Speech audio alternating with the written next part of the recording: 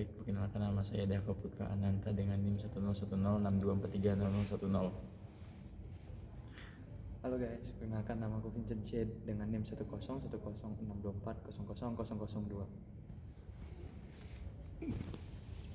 Halo, perkenalkan nama saya Fikri Kuantum Fauzi dengan nomor induk mahasiswa 101062400007. Halo semuanya, saya Fikri Kuantum. Di sini saya akan menjelaskan tema SDGs apa sih yang kami pilih. Nah, tema yang kami pilih yaitu tema yang ketujuh, yaitu SDGs Affordable and Clean Energy. Nah, bertujuan untuk menjamin akses energi yang terjangkau, andal, berkelanjutan, dan modern untuk semua lapisan masyarakat, seperti itu. Kemudian energi bersih dan terjangkau itu diartikan sebagai penyedia layanan energi yang mudah diakses, ramah lingkungan, juga terjangkau dan keandalan dan berkelanjutan, seperti itu. Untuk problem atau masalah yang kami temui itu di sekitar kantin Telkom University.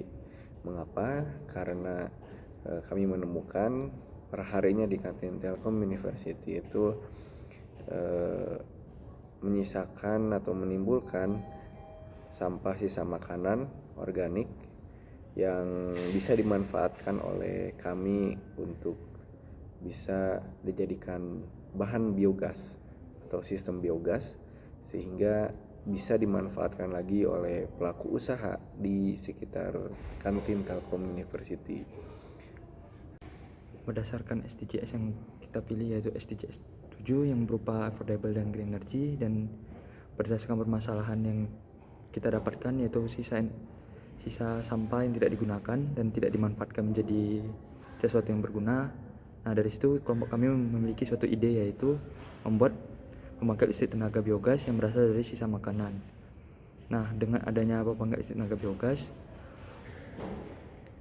hal ini bertujuan untuk mengolah limbah organik atau sisa makanan dari kantin Telkom University menjadi biogas, mengurangi dampak pencemaran lingkungan akibat pembuangan limbah organik secara langsung, menyediakan sumber energi alternatif yang murah dan berkelanjutan di UMKM wilayah kantin Telkom University, dan meningkatkan efisiensi produksi UMKM melalui pemanfaatan energi terbarukan. Nah, lalu ada yang namanya kelebihan dan kekurangan dari biogas ini. Jadi saya ingin menjelaskan gimana sih kelebihan dan kekurangannya. Untuk kelebihan biogas, itu pertama, ramah lingkungan. Itu udah pasti ramah lingkungan. Kenapa? Karena biogas ini membantu mengurangi emisi gas rumah kaca dengan memanfaatkan limbah organik atau limbah sampah dapur dan mengurangi ketergantungan pada bahan bakar fosil. Lalu yang kedua ada pengelolaan limbah. Nah, biogas ini memanfaatkan limbah organik seperti kotoran hewan, sisa makanan, dan limbah pertanian sehingga mengurangi volume limbah yang perlu diolah atau dibuang. Lalu yang ketiga ada produksi energi. Nah, biogas dapat digunakan sebagai sumber energi untuk memasak, penerangan, dan menghasilkan listrik sehingga dapat mengurangi biaya energi. Nah, yang keempat, produksi pupuk. Nah, residu dari proses produksi biogas itu dikenal juga sebagai digestap. Nah, atau yang bisa juga dapat digunakan sebagai pupuk organik yang kaya nutrisi untuk tanaman. Lalu yang kelima ada keberlanjutan, atau biogas adalah sumber energi terbarukan yang dapat diproduksi terus-menerus selama ada pasokan bahan organik. Jadi di sini bisa dibilang untuk biogas adalah sebagai bahan bakar yang tidak bisa habis, terkecuali memang udah manusia tidak membuang sampah atau tidak menghasilkan limbah-limbah yang organik lagi. Lalu untuk kekurangannya adalah lalu ada kekurangan dari biogas. Nah, kekurangannya itu yang pertama adalah biaya awal. Nah, memang di sini biaya awal dari pembuatan biogas atau peralatan itu sangat cenderung mahal. Tetapi ini sangat efisien atau sangat bermanfaat. Kenapa? Karena ini bisa digunakan secara terus-menerus dan tidak mengalami yang namanya kenaikan harga lagi. Terus yang kedua ada namanya ketersediaan bahan baku. Nah, di sini berbeda dengan bahan bakar fosil yang selalu mungkin mudah dicari atau mudah digapai. Nah, kalau untuk ketersediaan bahan baku ini bisa dibilang agak susah karena tergantung dari para produksi biogas ini apakah ketersediaan bahan organik ini bisa konsisten atau bisa cukup untuk menjadi tantangan di beberapa daerah. Nah, terus yang ketiga, efisiensi energi. Efisiensi konversi energi dari biogas juga mungkin tidak sebaik sumber energi lainnya, sehingga perlu teknologi tambahan yang itu bisa merekrut biaya lebih banyak lagi. Dan untuk meningkatkan efisiensinya juga harus meningkatkan SDM-nya juga. Nah, yang keempat ada pemeliharaannya. Nah, sistem biogas ini memerlukan pemeliharaan dan pengelolaan yang baik untuk memastikan operasi yang optimal dan mencegah masalah seperti kebocoran gas.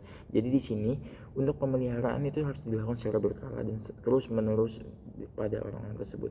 Yang kelima ada lokasinya. Nah, produksi biogas mungkin tidak cocok untuk di daerah perkotaan ya, atau tempat dengan ruang terbatas karena membutuhkan lahan untuk fasilitas pengolahan dan penyimpanan bahan baku yang luas. Nah, makanya kita di sini menyimpulkan Telkom University itu bisa untuk memproduksikan biogas karena masih banyak space atau tempat-tempat yang itu tuh cukup untuk ditempatkan biogas untuk memproduksi bahan bakunya. Nah, dengan memahami kelebihan dan kekurangannya ini, nah kita dapat lebih bijaksana lagi nih dalam memanfaatkan biogas sebagai bagian dari strategi energi terbarukan dan pengolahan limbah. Nah, kesimpulannya adalah dari kesimpulan ini kita bisa tahu bagaimana sih caranya membuat biogas ini bisa lebih bermanfaat dan memanfaatkan lagi sumber energi terbarukan yang bisa memiliki potensi besar, yaitu biogas. Nah, dari di sini juga kita juga mengambil tema yaitu dari kantin Telkom University atau topiknya yang ini. Oke, untuk kesimpulannya adalah kantin Telkom University merupakan pusat kegiatan kuliner yang menghasilkan limbah organik dalam jumlah besar setiap harinya. Oleh karena itu, kita memiliki solusi untuk mengurangi limbah dapur atau limbah sampah organik, yaitu dengan cara biogas. Nah, biogas juga itu adalah sumber energi yang terbarukan yang memiliki potensi besar untuk mendukung keberlanjutan lingkungan dan pengolahan limbah. Penggunaan biogas juga membantu mengurangi emisi gas rumah kaca dan polusi dengan memanfaatkan limbah organik serta mengurangi ketergantungan pada bahan bakar fosil. Lalu, untuk di biogas ini memiliki kelebihan dan kekurangannya masing-masing juga bilang sama, yaitu untuk kelebihan banyak sekali yang bermanfaat bagi masyarakat. Namun kekurangan ini bisa juga ditimbulkan yaitu dengan solusi-solusi yang ada nanti dikembangkan lagi. Sekian penjelasan dari kelompok kami. Kurang lebihnya mohon maaf. Semoga bermanfaat dan terima kasih.